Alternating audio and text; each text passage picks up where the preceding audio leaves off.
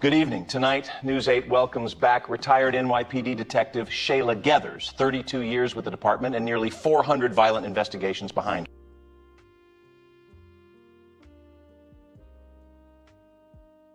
Good evening. When we left off, Millicent Graves had vanished from her East Elmhurst home. Blood evidence suggested she had fought her attacker. Audio recordings delivered to our station proved she was still alive. Investigators discovered the body of Angela Martin, a Queens pharmacy manager who had been abducted, held captive, murdered, and staged to resemble Millicent. The killer had already demonstrated something deeply disturbing. He was not simply murdering women. He was directing fear. He was controlling the investigation. He was creating scenes designed to manipulate police, the media, and an entire city. Tonight, the horror escalates dramatically. A second woman will be found dead, then a third. Both women abducted from completely different parts of the city. Both subjected to prolonged captivity. Both murdered. Both linked by increasingly disturbing forensic evidence. As detectives struggle to understand why these women were chosen, grieving children begin arriving at the precinct searching for answers. Families offer names of people they believe may have committed the crimes. New suspects emerge. New forensic evidence surfaces. Yet every answer investigators uncover only deepens the mystery surrounding Millicent Graves and the predator holding her somewhere beyond the reach of law enforcement. Detective Geathers, tell the audience how the nightmare intensified. The first thing I remember after Angela Martin's identification was the silence. Not in the squad room, not in the city, inside the case itself. Because for the first time, we knew with certainty that Millicent Graves was still alive. Angela Martin was dead. Millicent was not. That realization should have been encouraging. Instead, it was terrifying. Because every hour Millicent remained alive meant another hour spent in the hands of someone who had already demonstrated extraordinary patience, control, and brutality. Angela's autopsy continued producing disturbing findings. The medical examiner determined she had been held alive for several days before death. Deep ligature impressions around her wrists and ankles indicated repeated restraint and repositioning. Bruising patterns on her upper arms suggested she had been physically controlled multiple times during captivity. There were indications she had been deprived of adequate food and water. Small abrasions on her knees suggested periods of forced kneeling on rough surfaces. The killer had not rushed. That detail haunted me. Organized offenders who prolong captivity often enjoy control more than violence itself. Angela's suffering had been deliberate, calculated, managed. Forensic technicians recovered additional blue synthetic fibers from beneath her fingernails. The fibers were coated with machine oil and microscopic metal particulates. Laboratory analysis indicated exposure to an industrial environment. At the time, we didn't know where, but we knew it mattered. While forensic teams continued processing Angela's evidence, Millicent's children arrived at the precinct. Ryan Graves looked exhausted. Nicole looked terrified. Neither had slept. Neither believed their mother was dead. Ryan immediately provided several names. The first was Vincent Rourke, a contractor who had performed extensive renovation work at Millicent's home several years earlier. The relationship ended badly after allegations of fraud and defective workmanship resulted in litigation. Ryan believed Rourke never forgave his mother. Nicole provided another name, Alan Bixby, a former co-worker who had become increasingly fixated on Millicent after disciplinary complaints eventually led to his termination. Nicole described repeated unwanted communications and behavior she characterized as obsessive. Both names immediately attracted investigative attention. Both possessed motive. Both had histories worth examining. Both appeared capable of harboring resentment. For several days, detectives pursued both men aggressively. Unfortunately, the deeper we looked, the less either suspect resembled our offender. Then everything changed. Rebecca Holloway disappeared. Rebecca was 44 years old. married, mother of 3. She lived in Woodside and worked as a warehouse inventory supervisor in Long Island City. Friends described her as fiercely protective of her family. Her co-workers described her as dependable and meticulous. She had spent nearly 20 years building a stable life for her husband and children. Then she vanished. Her husband reported her missing after she failed to return home from work. Initially, investigators believed the disappearance might be unrelated. Then, her body was found. I still remember arriving at the scene. The body had been positioned beneath an overgrown section of brush near East Elmhurst. Not concealed, displayed. That distinction mattered. The killer wanted Rebecca found. The medical examiner's findings were horrifying.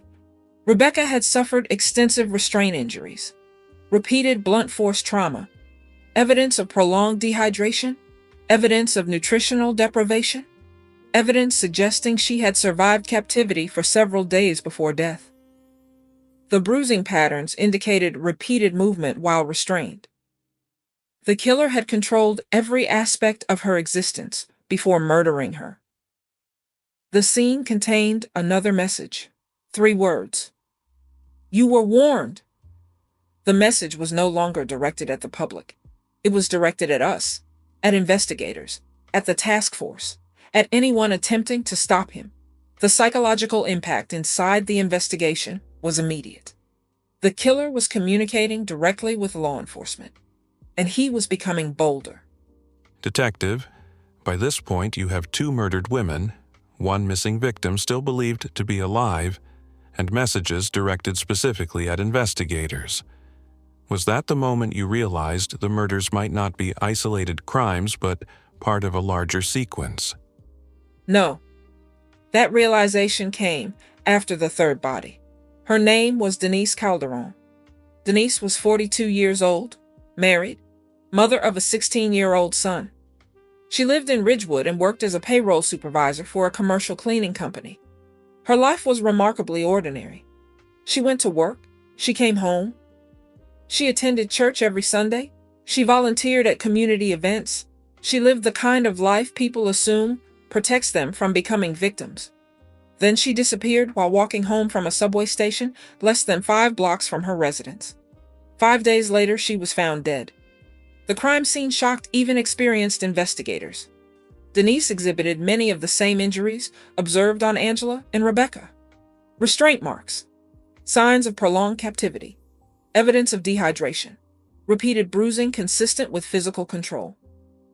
But there was something new. The medical examiner discovered multiple layers of environmental trace evidence. Soil samples recovered from her clothing originated from different locations.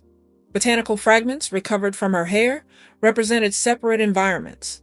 The victim had been moved repeatedly before death. The killer was transporting living victims, holding them, relocating them, managing them. That realization intensified the dread throughout the investigation because it suggested infrastructure, planning, resources, a secure location. The same blue industrial fibers found on Angela and Rebecca were also recovered from Denise. Forensic technicians now had a consistent connection linking all 3 victims. The fibers originated from industrial protective blankets, commonly used around heavy machinery. Machine oil residue was present on all 3 victims. Metallic particulate contamination matched. The women had likely occupied the same environment, the same holding location, the same nightmare. Meanwhile, another family entered the precinct. Rebecca Holloway's oldest daughter, Sarah Holloway. Sarah arrived carrying pages of notes, names, dates, conversations, people she believed may have wanted to hurt her mother. One name stood out, Curtis Morrow, a former warehouse employee terminated after repeated disciplinary problems. According to Sarah, Curtis blamed Rebecca for his dismissal. The lead looked promising, too promising. That worried me. By then, every suspect who seemed obvious eventually collapsed. And eventually Curtis did too. His alibi proved airtight. Phone records confirmed it. Surveillance supported it. Another suspect eliminated. Another dead end. Meanwhile, the forensic evidence continued strengthening. Audio enhancement specialists, processing Millicent's recordings, isolated additional sounds hidden beneath her voice. Mechanical vibration, hydraulic pressure releases, industrial ventilation systems, forklift warning tones. The sounds pointed investigators toward warehouses and industrial facilities throughout Queens and Brooklyn. The search area narrowed, slowly, painfully, but it narrowed. Then came the discovery that changed the entire investigation. The latest communication referenced a decorative porcelain lighthouse located inside Millicent's home. The detail had never been released publicly, never discussed during press conferences, never included in any media coverage. Only investigators, Millicent, or someone who had physically entered the residence could have known it existed. That realization changed everything. The killer had not simply watched Millicent. He had been inside her home, perhaps long before her disappearance, perhaps multiple times. The implication was chilling. The displaced chair, the shifted lamp, the subtle disturbances, the blood evidence. None of it represented a spontaneous attack. It represented preparation, surveillance, familiarity, planning. By then, I no longer believed we were looking for a murderer. I believed we were hunting someone conducting an experiment, someone selecting victims, someone studying fear, someone orchestrating suffering.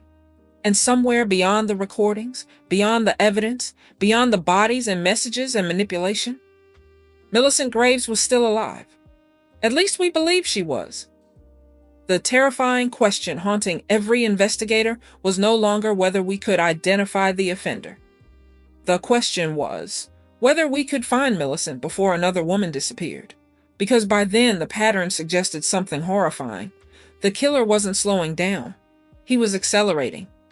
Detective, with 3 murdered women, 1 missing victim, mounting forensic evidence, and a killer who appears to have entered Millicent Graves' home before the abduction ever occurred, what was the next discovery that convinced investigators they were no longer dealing with an offender choosing victims randomly, but someone selecting them according to a specific plan? The answer was hidden in something every victim shared, and once we found it, the entire case changed. Thank you for watching this episode of The Case Files of Detective Shiela Geathers.